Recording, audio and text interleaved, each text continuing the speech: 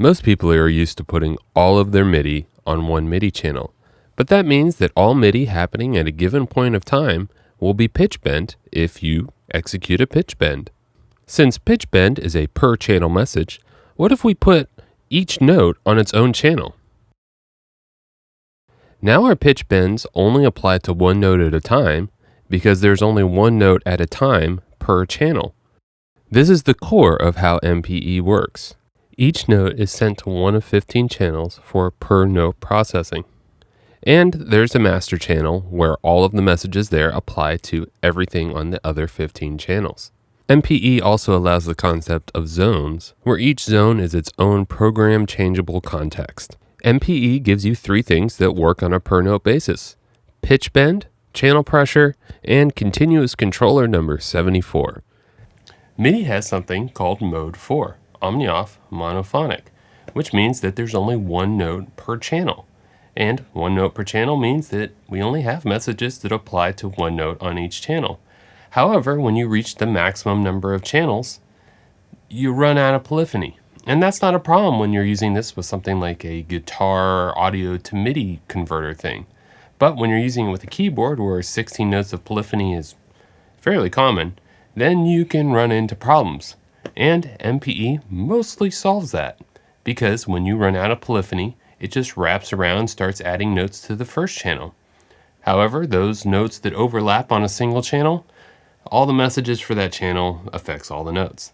But it's not as big of a problem as just losing notes. MPE gives you 5 dimensions of expression per note. You get how fast you press down a key, how fast you let it up, some sort of side-to-side motion, which is usually pitch, some sort of up and down motion, which is pressure, and some sort of forward to back thing, which is usually whatever you want to map it to.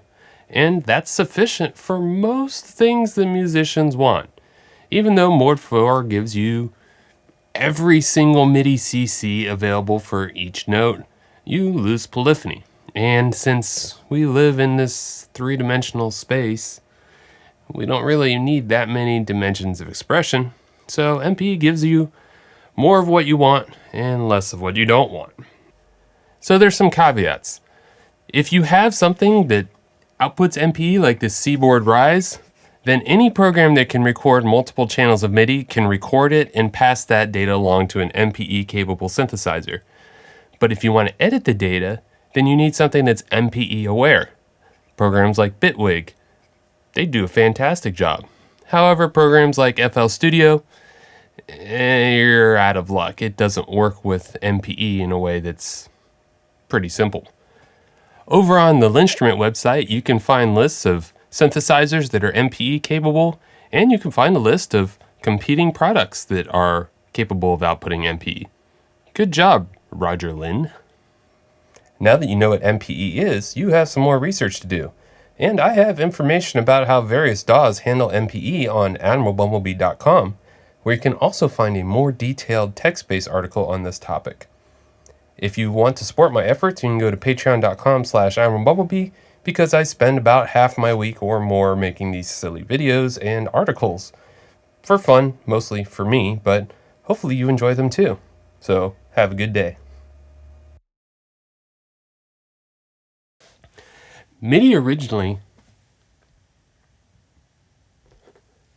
channel, and this was used on things like Discord beeping.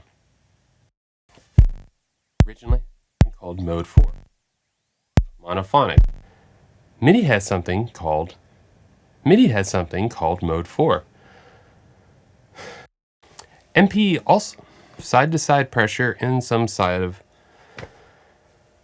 pitch, some side of usually pitch, some side